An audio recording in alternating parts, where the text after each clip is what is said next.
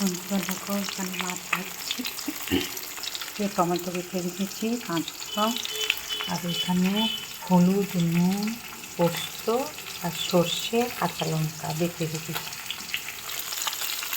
একটু সর্ষে পোস্ত বাটা দিয়ে মাছের ঝাল করব।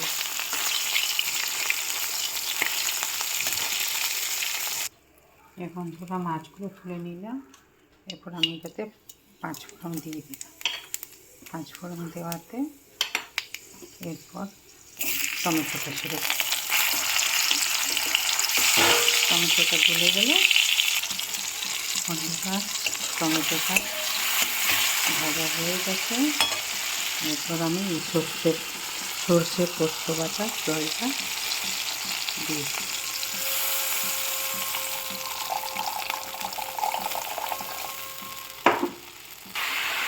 বন্ধুরা মাছটা দিয়ে দিলাম, আর টমেটোটা